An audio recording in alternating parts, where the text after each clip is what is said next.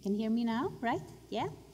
So, dear Chairman, ladies and gentlemen, it's a great honor for me to take part in this conference. I am Johanna Falk, and I am coming from Sweden, going to talk about our ongoing research at the Jönköping University in Sweden. I'm a doctoral student and writing my thesis in Lipedema.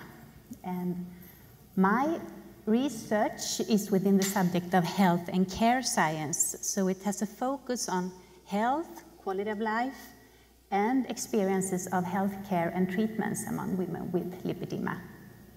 So in my profession, I am a nurse and a midwife, so I have a clinical background in women's health and healthcare improvements.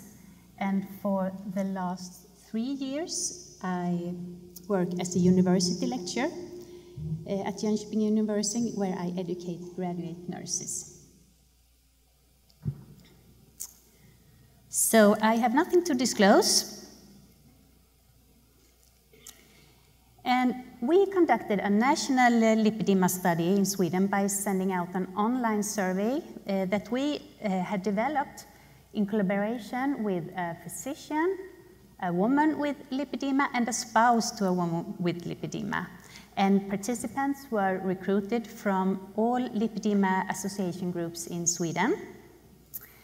And the survey included questions on health, quality of life, and the experiences the women have of health care when seeking care for lipedema, and the use and self-reported effect of different self-cares and lipedema treatments.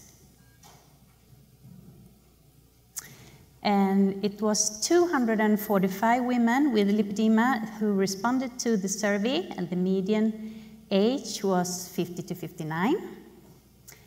Most women had an upper, secondary, or university education, and 70% of the women worked full or part-time. Over half of the women were in lipedema stage 3, and the most common type was having a combination of type 3 and type 4, so that is from under umbilicus to ankles and arms. And our study on health and health-related quality of life was published in November last year, and we found that lipedema is associated with multiple health problems and a lower quality of life, which limits daily life.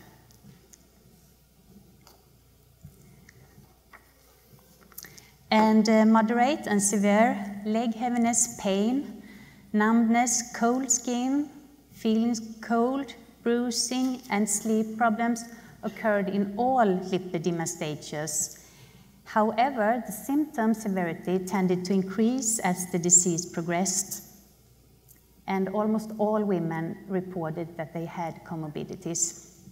The worst physical health and most limitations in daily life were in stage 3, and we measured health-related quality of life with the questionnaire RAND 36 that contains 9 health dimensions, each ranging from 0 to 100, where a higher score is a better quality of life.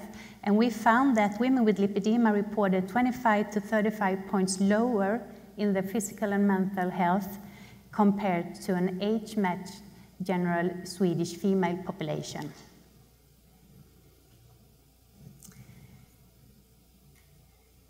For 70% of the women, lipedema had onset before the age of 30, but among those, only 3 women had been diagnosed before that age. And the most common age for diagnosis was 50 to 59. Most women had been diagnosed within the last 5 years. And we found that 20% of the women had sought care for lipedema 20 times or more before being diagnosed.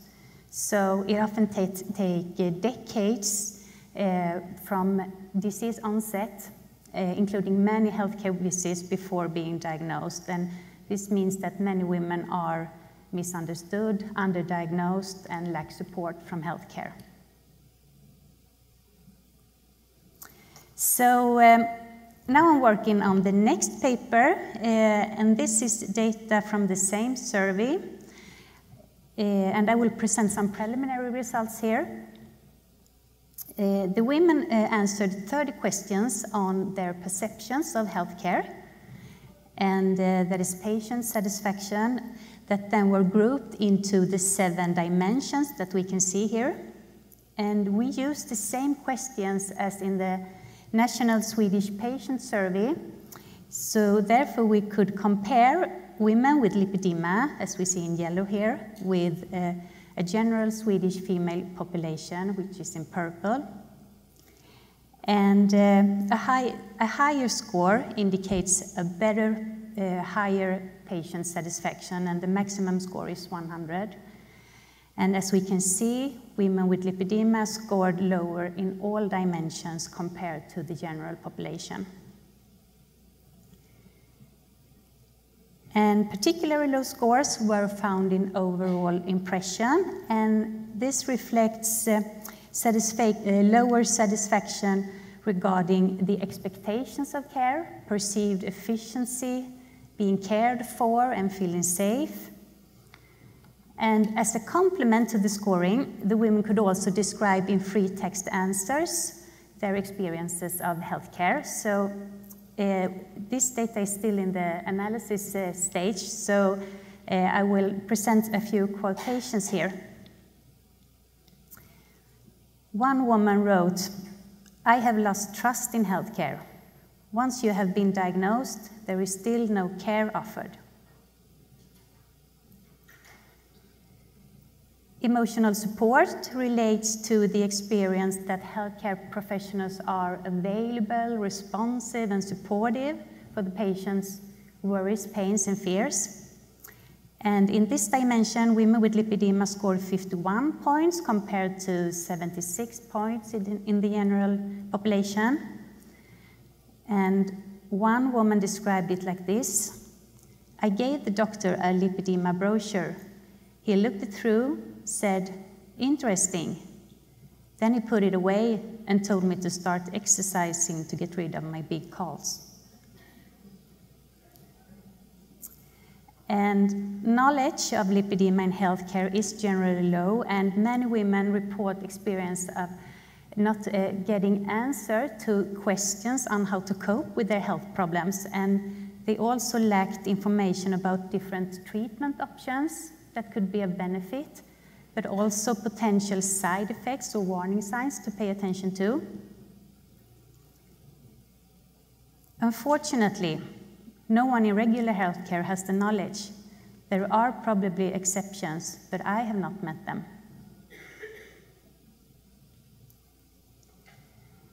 The dimension of respect and treatment is about being met with commitment and compassion.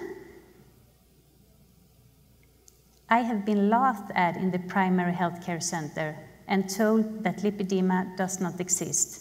I will never go back there again and be humiliated.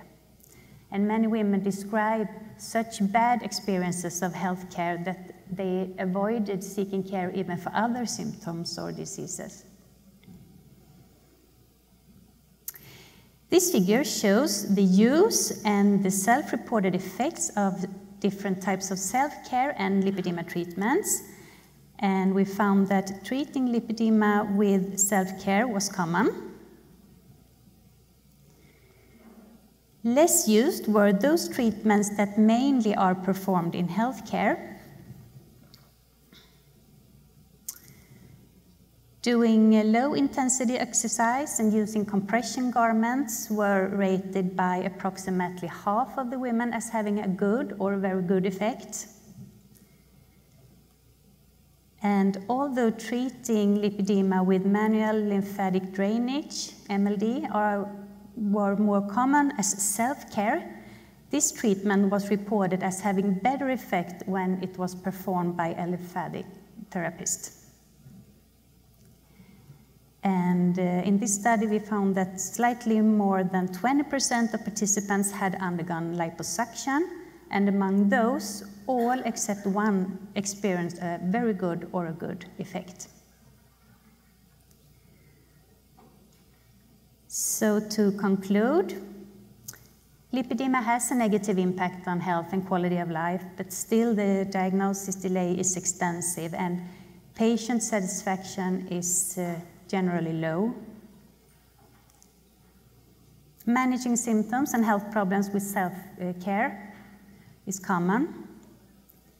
However, the treatments performed in healthcare have the most positive effects. Unfortunately, those are less used. And this research we do is research from the patient's perspective, in which we aim to contribute to a more holistic understanding of lipedema. And these results are therefore essential to acknowledge in healthcare when implementing treatment plans and when improving healthcare for women with lipedema. So thank you so much for your attention.